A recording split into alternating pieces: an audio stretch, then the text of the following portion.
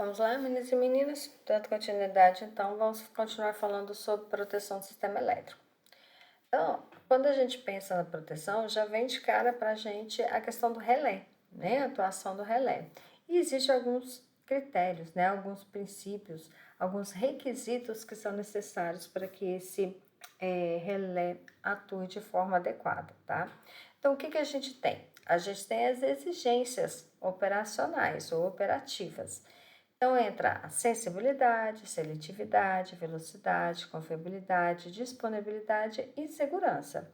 Então, esses termos são usados para descrever esses requisitos. Então, vamos lá. A gente tem para a sensibilidade. O sistema de proteção ele deve ser suficientemente sensível para detectar faltas no menor nível de corrente de curto-circuito possível, assumindo aí uma condição real de operação. Tá? Então, tem que ser sensível o suficiente para detectar qualquer alteração. A seletividade, que adicionalmente ele deve ser capaz de selecionar dentro de um universo de estados de operação somente aqueles para os quais ele está apto a operar. Ou seja, ele deve atuar somente nos estados de operação que eles são incumbidos. Tá? Então, de acordo com a falha, ele vai selecionar ali quais as possíveis soluções, tá? Isso assim, muito rápido. Velocidade, né? Ele deve ser rápido o suficiente para operar na velocidade que lhe foi requerida. Sabe-se que o principal objetivo do sistema de proteção é tirar de operação ali o mais rápido possível o elemento do sistema elétrico que está com a falta, de forma a minimizar o impacto no suprimento de energia. Então, assim, essa sensibilidade e seletividade são essenciais para garantir que os relés e também os disjuntores sejam acionados adequadamente. Aí tem a questão também da confiabilidade, né? Então, o sistema de proteção, ele tem que ser confiável. Então, quando a proteção não executa propriamente a sua finalidade, as características de mitigação dessas falhas são em grande parte ineficientes. Então, portanto, é primordial que o sistema de proteção seja inerentemente confiável e que sua aplicação e também sua instalação, comissionamento e manutenção garantam a realização plena aí de sua capacidade, tá? E a gente tem também a disponibilidade. O sistema ele tem que ser disponível, certo? E se ele for suficientemente confiável de modo a realizar a qualquer instante de tempo a tarefa que lhe foi solicitada. Em teoria, né, a confiabilidade, disponibilidade e a segurança estão intrinsecamente relacionados com o projeto, que foi desenvolvido, né, esse desenvolvimento e planejamento dos esquemas de proteção. Assim, a adequada aplicação da proteção reside na conveniente, né, escolha de todo o aparato associado, ou seja, seus principais dispositivos, os transformadores de corrente, os transformadores de potência, relés, disjuntores, fusíveis e o sistema SCADA, que é o que faz toda essa análise de dados para poder verificar se vai atuar, se não vai, qual o tempo de atuação e tudo mais, ok? Com relação à seletividade, há algumas características, né, de atuar dos dispositivos de maneira de desenergizar somente parte do circuito afetado, criando ali umas zonas de proteção. Então, há 3 casos que a gente considera para essa seletividade. Relé de primeira linha, relé de retaguarda ou de socorro e o relé auxiliar. Então, vamos entender esses. O relé de primeira linha é aquele em que uma zona de proteção preparada é estabelecida ao redor de cada elemento do sistema, com vistas à seletividade. É o sistema principal de remoção das faltas. com o máximo possível de rapidez, porém, né, desenergizando a menor parcela possível ali do sistema, tá? Então, a ideia principal. A gente tem o relé de retaguarda ou de socorro, que ele atua na manutenção do relé principal ou na falha desse. Então, se o relé principal ele não funcionar ou ele estiver no período de manutenção, é esse que deve atuar.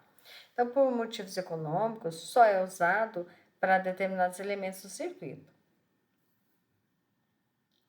Aí, no caso, só contra o curto-circuito, tá? E deve ser usado devido à possibilidade de ocorrer falhas ali na corrente ou na tensão que é fornecida ao relé principal, erros na fonte de corrente de acionamento do disjuntor, no circuito ou no mecanismo ali de disparo do disjuntor, falha de relés e etc. Tá? E mesmo com a presença deste relé, também é importante que haja manutenção de proteção como um todo. E a gente tem o relé auxiliar, que tem a função de multiplicador de contato, sinalização e temporização, tá? A gente tem a questão da seletividade amperimétrica, tá? Que vê a questão do princípio de que as correntes de curto-circuito aumentam à medida que o ponto de efeito se aproxima das fontes de suprimento, mais empregada ali em circuitos de baixa tensão, tá? E de distribuição, em que as impedâncias são altas.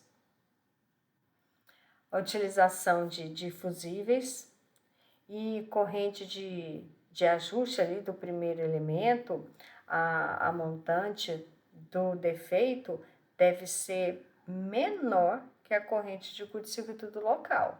Então, geralmente a gente tem que essa corrente de ajuste aí do primeiro elemento, ele tem que ser menor ou igual a 0,8 a corrente de curto-circuito, ok?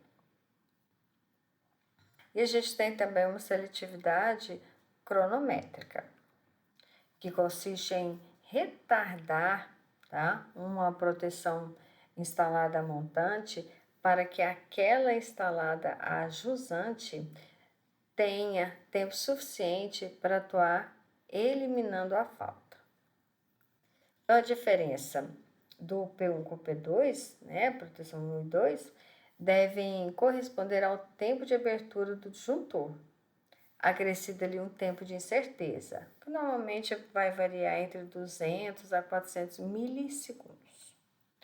A desvantagem de conduzir a tempos a atuação bastante elevados, né? Então, ocorre um limite aí térmico e também dinâmico desses equipamentos.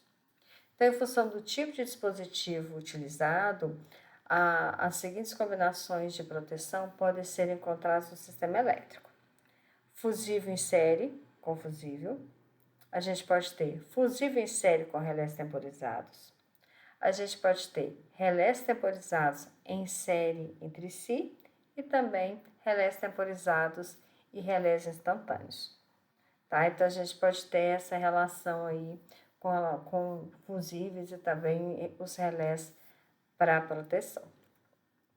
Então, a gente tem uma coisa chamada seletividade lógica, tá?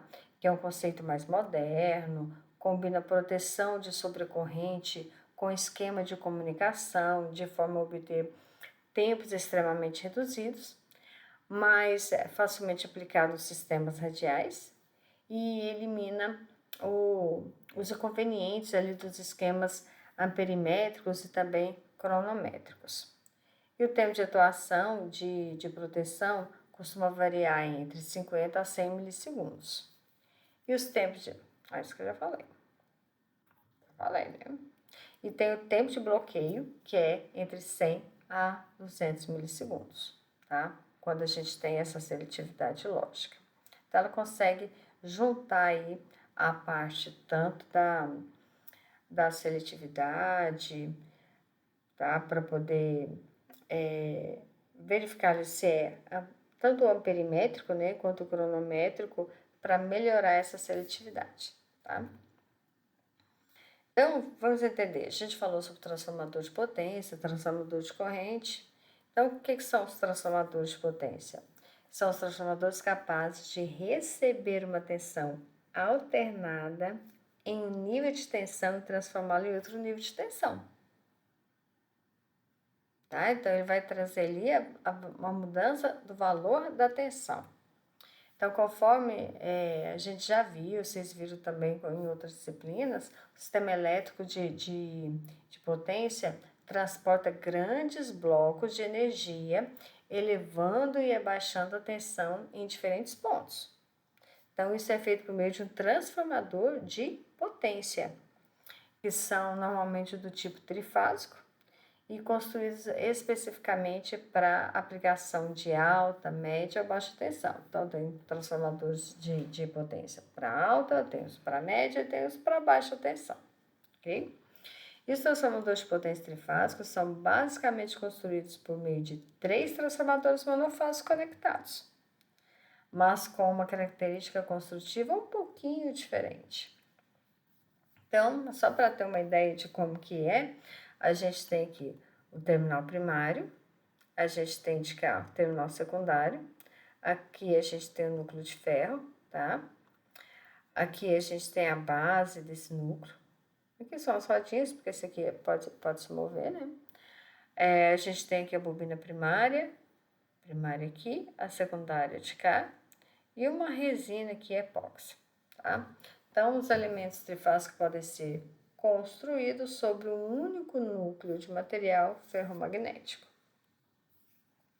E alternativamente, podem ser utilizados 3 transformadores monofásicos conectados de forma de um banco ali de transformadores. Ao invés de ter um trifásico, pode ter 3 monofásicos. Na geração, é utilizado transformador elevador para que possa ali ocorrer a conexão com o sistema de transmissão de energia. E em subestações de média e alta tensão, os transformadores são utilizados para baixar o nível de tensão de alta para média tensão, de forma a serem conectados nas redes primárias de distribuição. Ainda a conexão de tensão, ainda a conversão, né, de tensão da rede primária para a rede secundária também é feita por meio de transformadores e pode ser trifásicos ou não.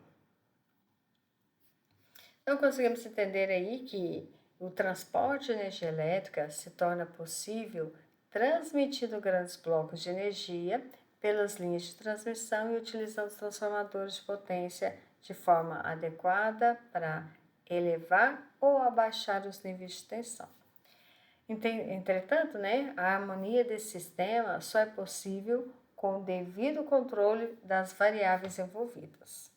Tá? Então, não é um processo simples. Para que o sistema elétrico de potência funcione adequadamente, é necessário que alguns requisitos mínimos de operabilidade sejam respeitados. Então, nesse contexto, no sistema de transmissão, distribuição, os equipamentos de proteção contra falha no sistema elétrico são essenciais. Então, o sistema de proteção é formado basicamente pelos transformadores de instrumentação, que são os transformadores de potência de corrente, relés e dispositivos de abertura. Aí a gente tem o disjuntor, religador ou chave seccionadora, tá? Então, as correntes e tensões são adequadas aos dispositivos do sistema de proteção pelos transformadores e de instrumentação e são fornecidos aos relés, que, por sua vez, tem a função de avaliar se a condição de operação do sistema é normal ou se existe alguma anormalidade. Então, no caso de anormalidade, os relés fazem com que os disjuntores, religadores ou chaves seccionem a parte do circuito afetada. Então, esse tipo de ação é normalmente empregado em caso de curto-circuito e sobrecarga. Ok? No próximo vídeo eu dou continuidade.